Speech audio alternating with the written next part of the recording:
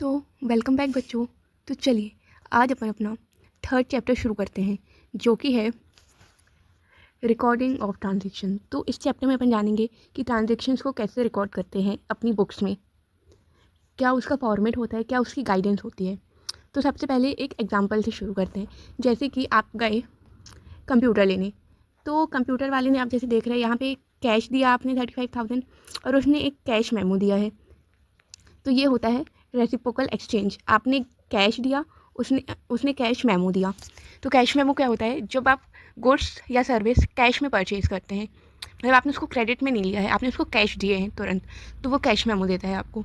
तो एक्सचेंज में ये आ गया। अब कुछ वाउचर्स होते हैं जिससे आइडेंटिफाई होता है कि ट्रांजेक्शन हुई है। जैसे कि इस वाउचर में आप देख रहे हैं, तो यहाँ पे एक वाउचर नंबर होता है, फिर जिस डेट में ट्रांजेक्शन हुई वो डेट होती है, फिर जिसको पे किया उसका नाम होता है, फिर जैसे यहाँ पे लिखा है being computer purchase in cash, तो इसमें अपन को पता चल जाएगा, अपन आगे भी देखेंगे कि इस डेट को इस पार्टी के साथ अपन ने कंप्यूटर परचेज़ किया था। 30/4 को अपन ने XYZ कंप्यूटर से एक कंप्यूटर परचेज़ किया था जिसको अपन ने कैश पे किया था 35,000, जो कि ऑथराइज़ रहता है, जो कि आपकी फर्म या शॉप है उसका जो भी प्रोप्राइटर है या उसका जो भी मालिक है वो उसमें साइन करता है, जिसमें वो एविडेंस बन जाता है। मतलब ये वाउचर एक एविडेंस हो गया कि 30 तारीख को ये ट्रांजेक्शन इस कंपनी के साथ हुई थी। 30 तारीख को आपने XYZ कंप्यूटर से एक कंप्यूटर परचेज़ किया था, कैश में परचेज़ किया था, 35,000 उसकी वैल्यू थी।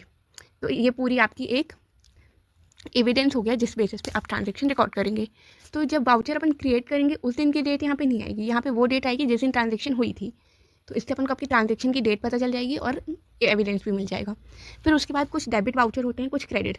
तो इसमें देखिए एक सीरीज़ चलेगी पहले अपनी, कि पूरे एक सीरीज़ में 1 2 3 4 में वाउचर्स होंगे। फिर डेट, जैसे कि मैंने अभी बताया कि ट्रांजेक्शन डेट।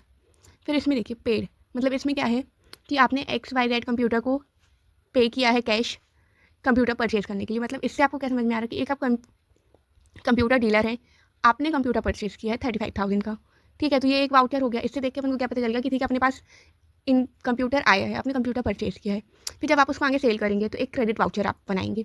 जैसे कि वो कंप्यूटर आपने 25 तारीख को सेल कर दिया, तो आपने जिसको सेल किया उसका नाम, फिर ये सेल्स अकाउंट है, ठीक है।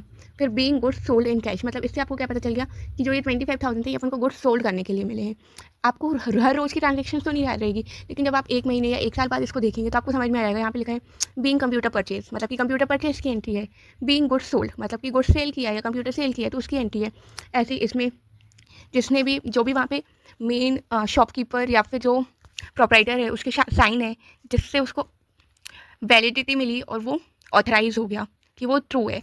तो यही आपके वाउचर्स का काम रहता है, जिससे आपको एविडेंस मिलते हैं और जो आपको वैलिडेट करके देता है कि ट्रांजेक्शन हुई है।